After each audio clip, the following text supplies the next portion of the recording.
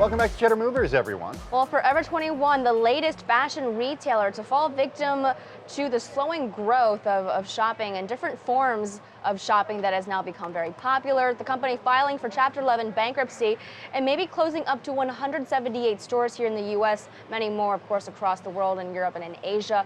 Sustainability reporter over at Women's Wear Daily, Kaley Roshitsh, is on with us now. Kaley, great to have you with us. Were the warning signs there previous to this?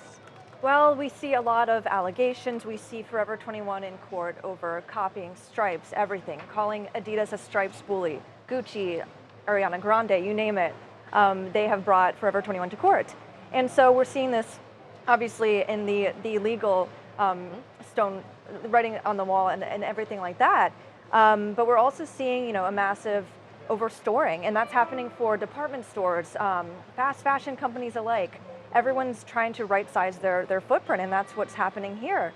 And they're also, they grew to fame by cheap, low-quality fashion, which is also changing. It is changing. And to what extent do you think that has to do with the company's bankruptcy? The idea that people are understanding the environmental impact of fast fashion, of throwing away, or buying clothes essentially to throw away after wearing a few times. Exactly. I think there's new ways to find value and variety, and we're seeing, different business models come up. We're seeing rental. We're seeing resale really taking that market share.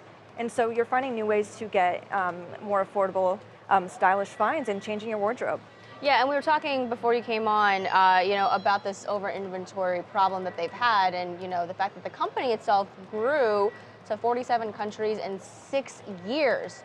I mean, that's enormous, and the footprints for these stores. I mean, I think that the Times Square one is 90,000 square feet. I mean, correct. Where did these clothes go if they're $5 and they can't be discounted anymore and they can't sell them? Well, you think about the consumer who wears it once or twice and it falls apart, and so it's kind of creating this throwaway culture. And when you have these massive stores, and they're honestly not shoppable. It's really cluttered. There's just merchandise everywhere, and it's I tend to avoid it. If I ever had a friend who wanted to go there, I said, it's just kind of, too much for me. Yeah. I want to get your thoughts on Rent the Runway, because you just published an article yesterday saying, with the title, Rent the Runway is a unicorn with growing pains. This following the news that Rent the Runway has a shakeup at executive levels. In addition to that, will stop selling, or will stop accepting new customers for a few weeks because of logistical issues the company has faced. What are the growing pains here, and what is it saying about Rent the Runway? Right. So basically, any kind of pioneer in this business, so Rent the Runway is a unicorn because they started off, they have a $1 billion valuation. They are basically pioneering single SKU logistics for rental, and they're doing it at massive scale and growing insanely. And so with that, you're seeing a lot of what we call logistical hiccups, and that is affecting the consumer. And to the point, they are not accepting new subscribers because I think they're getting to a point where they have so many active subscribers that this business is, you think about MealPal, you think about MoviePass. They have a lot of people who are jumping on, they're really using it. But and I think they're still figuring out the right margins for that. And since they have such an interest and such an active user base, they have to figure out all of their back end logistics and think about all the variable costs of packaging, everything, and getting not just an item out to a consumer, but back and getting it on time. And so all of that is really complicated. Yeah.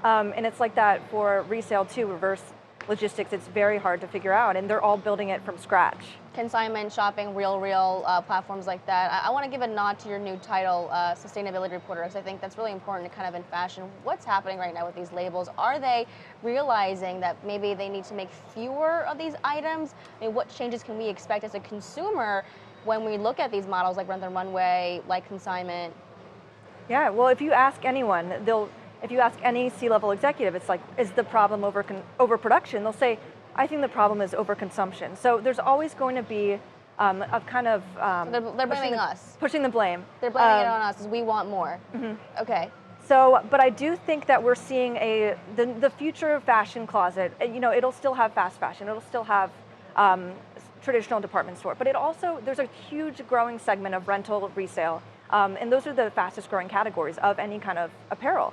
And so I do think that consumers are concerned, but they're demanding it. So why would we have a title like Sustainability Reporter? It's because things aren't being addressed, and I think this will be a new demand, and it'll be a new standard for the industry.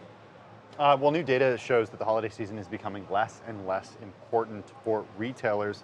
What does that mean for prices?